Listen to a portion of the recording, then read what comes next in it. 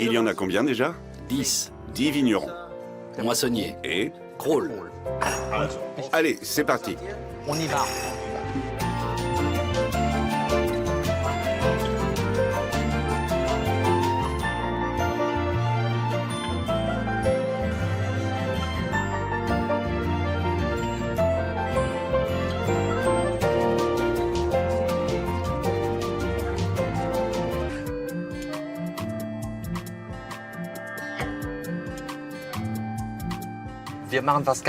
Aujourd'hui, changement de programme.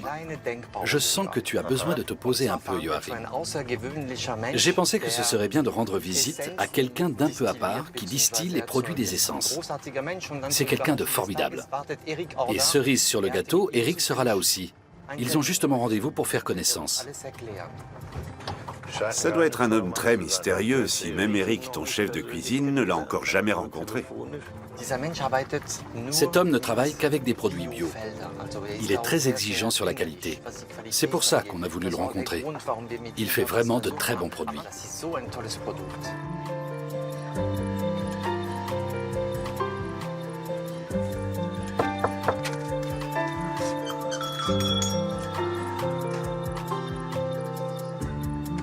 Bonjour. Bonjour. Bonjour.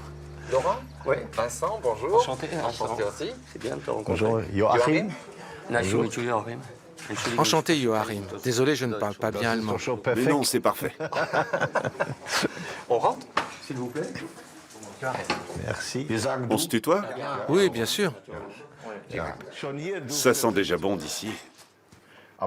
Tu n'es pas agriculteur, tu es un spécialiste. En quoi consiste ton travail? Je suis aussi agriculteur. Ah bon, tu te définis comme... D'abord comme un paysan. Skip to English. Non, en français, ça sera mieux. Donc, le point de départ, c'est que on peut dépenser beaucoup d'énergie pour cultiver des produits qui sont très beaux quand ils sont frais, et personne n'en a l'utilité. Parce que les consommateurs sont loin, parce que le frais, et moi ce que j'appelle le frais, c'est la plante qui est dans le champ, pas dans le frigo. Alors c'est pourquoi j'ai travaillé à développer un procédé d'extraction pour prendre le goût des plantes quand elles sont fraîches, vraiment fraîches, quand elles sont très bonnes. Et ça a pris de longues années. Je suis parti d'un brevet que j'ai racheté au commissariat à l'énergie atomique. Et j'ai complété ça par d'autres travaux. J'ai moi-même déposé un brevet. Donc aujourd'hui, j'ai deux métiers. Je suis cultivateur, je suis agriculteur, d'une part, et d'autre part, je transforme mes propres productions, mes cultures à moi, mais aussi les cultures que je fais faire par d'autres agriculteurs. Donc c'est un procédé technique qui est aussi utilisé dans l'industrie nucléaire. Tout à fait. Oui, je suis écolo. Quand j'avais 15 ans, nucléaire, non merci, ça n'existait pas. Donc sur ma 4L, il y avait Nuclear Nein Danke. 40 years ago. Et bon, mais l'industrie nucléaire, ils passent leur temps à extraire, à trier. Le minerai d'abord, en amont. Le minerai est trop pauvre, il faut l'enrichir. Donc il faut mettre d'un côté les isotopes radioactifs et de l'autre côté le reste. Et avec les déchets, c'est exactement la même chose. Pour que les déchets, ça ne soit pas des volumes trop importants, on les trie pour concentrer les matières encore radioactives. Donc ils sont très bons en extraction. Donc il y a deux grandes voies pour extraire les arômes, les essences, les parfums des plantes. Il y a une voie, c'est avec les solvants organiques, chimiques, benzène ou cyclohexane. Et l'autre voie, c'est avec de la vapeur d'eau. Évidemment, j'ai choisi la vapeur d'eau, qui est un produit qui est tout ce qu'il y a de plus bio, organique. Et ce que j'ai fait, c'est que j'ai revisité la fabrication des huiles essentielles, que je vais rappeler. Pour fabriquer des huiles essentielles, on prend un gros pot, on met les plantes dedans, on envoie de la vapeur d'eau passe dans les plantes et se charge des molécules aromatiques, des parfums et des goûts. Ensuite, ça vient dans un condenseur, comme dans une distillation alcoolique. Ce qui était gazeux et chaud devient froid et liquide. Comme les essences qui se sont transformées en huile essentielle ne sont pas miscibles avec l'eau, la vapeur qui s'est condensée, on peut séparer les deux. Ça, c'est la fabrication des huiles essentielles classiques. Ça a beaucoup d'inconvénients. Ça a une grande qualité. Une fois de plus, le solvant, c'est de la vapeur d'eau. Mais les inconvénients, il y en a 3. Le premier, c'est la température, qui est beaucoup trop élevée. C'est 100 degrés, voire davantage. Et l'essence d'une plante, c'est pas une molécule, c'est énormément de molécules différentes, plusieurs centaines. Certaines sont très solides, elles résistent aux agressions, elles résistent à la température. Par contre, il y a des molécules très fragiles, et qui sont fragiles notamment à la température. Et ces molécules-là sont détruites. Et manque de chance, les molécules fragiles sont les notes de tête, sont toutes les odeurs caractéristiques du frais. Donc ça laisse de la place pour plein d'autres choses.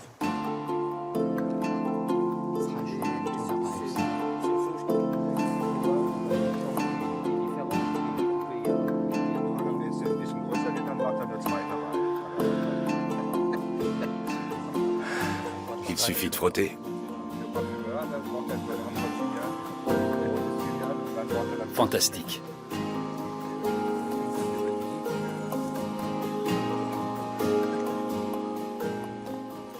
Le deuxième problème, c'est l'hydrolyse.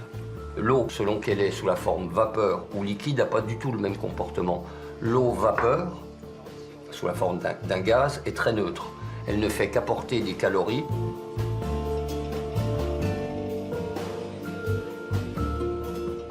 Un nuage, on dit, c'est de la vapeur d'eau. Si c'était de la vapeur d'eau, c'est de l'eau sous la forme gazeuse. Un gaz, sa définition, c'est d'être transparent. Or, on les voit, les nuages, comme on voit la vapeur qui sort d'une casserole où on a mis de l'eau à bouillir. C'est parce que c'est une vapeur saturée de gouttelettes d'eau liquide qui sont portées par la vapeur. Et donc, ces gouttelettes d'eau liquide, quand on s'en sert pour... ces gouttelettes qui sont dans une vapeur saturée, quand on s'en sert pour extraire, on va hydrolyser, détruire certaines molécules qui sont sensibles à l'eau liquide. Et le troisième point qui pose problème, c'est qu'il y a de l'oxygène qui traîne partout dans l'unité d'extraction et qu'on va oxyder. Donc, 3 ennemis, température, eau liquide, hydrolyse, et oxydation. Il n'y a donc pas vraiment d'identité dans la production conventionnelle. L'arôme n'est jamais le même à cause de ces 3 facteurs. C'est bien ça? C'est ça. Jusqu'où ça peut aller? 90, 95, 100%? C'est très subjectif parce que on n'a pas des outils d'analyse suffisamment poussés pour savoir si ce qu'on a extrait est exactement ce qu'il y avait dans la plante. Donc c'est subjectif et la réponse, j'ai envie de dire, c'est peut-être 100% parce que pour donner un exemple, on travaille avec 50% des 3 étoiles en France, qui sont tous des chefs qui m'avaient dit au début on n'utilise pas ce genre de choses. Et s'ils le font, c'est parce que c'est sans doute meilleur que le frais, ou au moins aussi bon que le frais.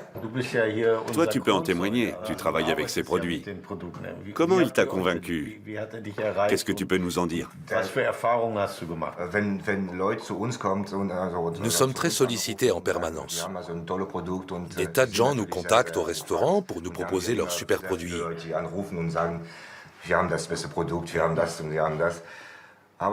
Mais Laurent, rien qu'au téléphone, je sentais déjà qu'il était... Différent. Oui, c'est ça. Il a tout de suite dit, je t'envoie 2 ou 3 échantillons gratuits. Pas de problème, tu peux t'en servir et on verra après.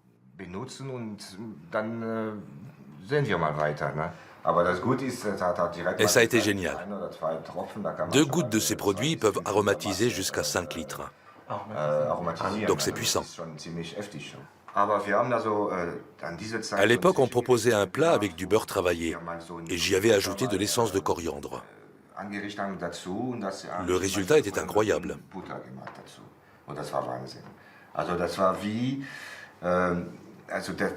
C'était vraiment comme si on venait de ciseler de la coriandre toute fraîche, qu'on l'avait pressée, puis simplement manger comme ça. Mais sans les feuilles, juste du beurre. Ça a été une belle surprise.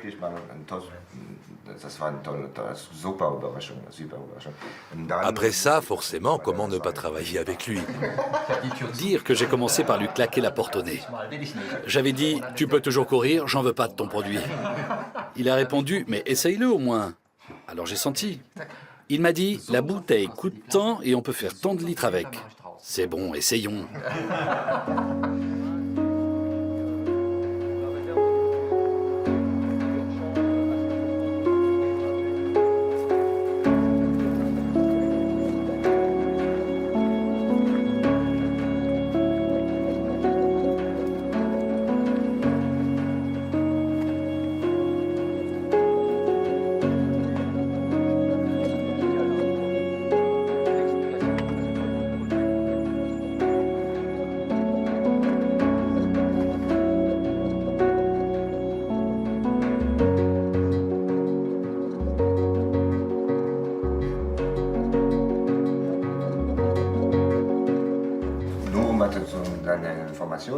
Pour ton information, un flacon de 20 ml de patchouli, par exemple, coûte pas loin de 400 €.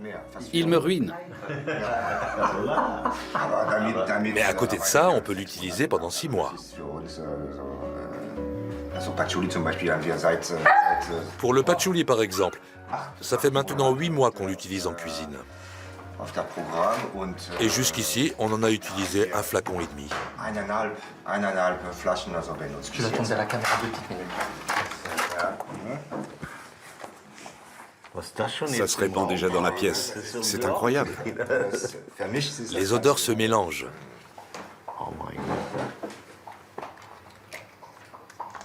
Ça te rappelle quelqu'un? Elle était belle. Qu'est-ce que ça sent bon.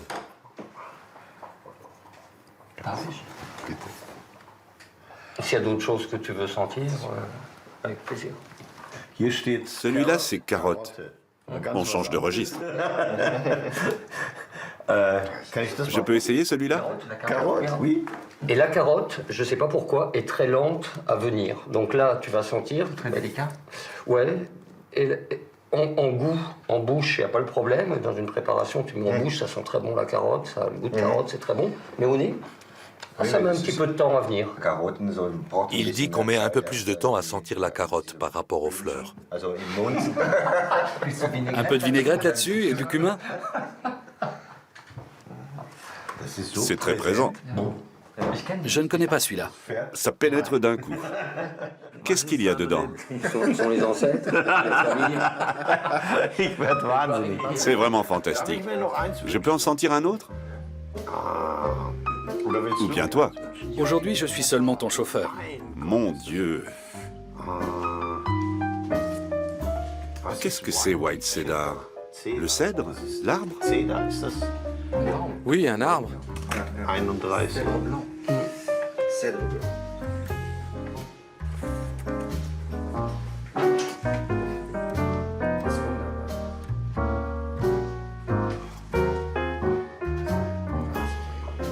Pas mal,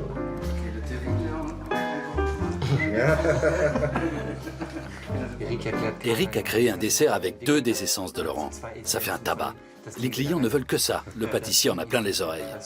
Der Patissier kann es nicht mehr hören. On a dû rebaptiser le restaurant.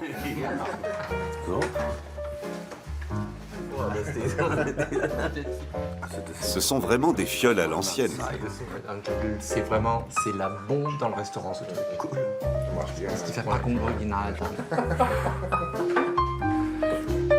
Le flacon et la pipette et puis le bouchon. Tu en veux combien? 10, 400 €.